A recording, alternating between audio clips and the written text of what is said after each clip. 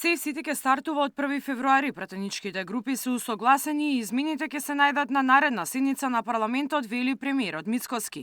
Пратеничките групи во текот на вчерашниот ден имале состанок и според информациите кои ги добил премиерот, усогласени се за текстот и за потребното двотретинско мнозинство. По информациите дека ДУИ бараат посебни гаранции за да гласаат во парламентот за измените, премиерот рече дека безусловна била поддршката која ја добил на лидерската средба за проектот Безбеден град.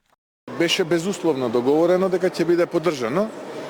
Спомена дека постоеле некои амандмани кои што потоа во разговор со министерот за внатрешни работи се констатираше дека не постојат такви амандмани, но и покрај тоа се договоривме во текот на вчерашниот ден практично на ниво на координатори на пратенички групи да има состанок и сите тие нејасни теми да бидат разјаснети. Таков состанок, колку што јас сум информиран во текот на вчерашниот ден се случи, бидејќи одсутен министерот за внатрешни работи од Македонија беше вклучен преку телефонски повик, беа разјаснети сите нејасни работи и очекувам законот за прекршоци веќе на следната собраниска седница да помине. Според информации на СИТЕЛ, измените кои се однесуваат на Сејфсити, системот до крајот на следната недела ќе бидат ставени на гласање.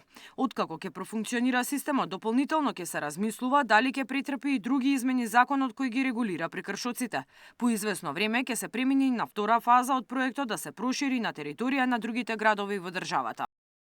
Ако се спореди декември месец територијата на градот Скопје 25-та година со истиот месец 24-та година, ќе дојдеме до заклучок дека имаме 0 жртви како резултат на сообраќајни несреќи декември месец 25-та година, а истиот месец 24-та година имаме 5.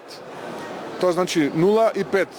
Со други зборови, јас благодарам до граѓаните, до македонските граѓани кои што го почитуваат овој проект и јас очекувам многу човечки животи да бидат спасени и не очекувам политички калкулантство кога станува збор за човечкиот живот. Ајде да почнеме од 1 февруари, очекуваме да поминат оние фази почетни кога ќе треба до усогласување, нивелирање и така натаму, кои што ќе траат можеби неколку месеци, потоа веќе можеме да влеземе во следната фаза. Мицкоски не прецизираше кога би одржал тетатет средба со лидерот на ДУИ како што беше најавено по лидерската. Рече дека тој одржува средби со лидери на повеќе партии во рамки на таа работна агенда. Ќе биде и средбата со Ахмети. Мирена Давидовска, СИТЕЛ телевизија.